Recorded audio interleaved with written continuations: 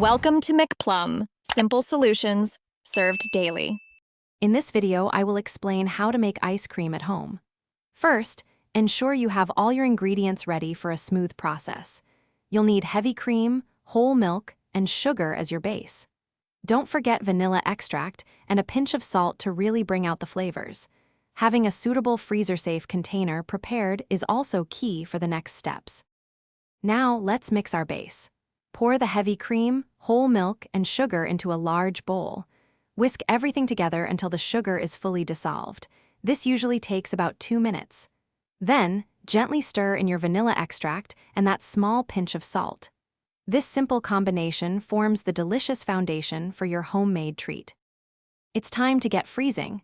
Pour your prepared mixture into the freezer-safe container and cover it tightly.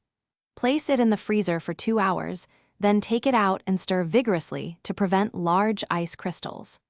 Repeat this stirring process every 30 to 45 minutes for 3 to 4 hours until your ice cream reaches a firm, scoopable consistency. Your homemade ice cream is ready.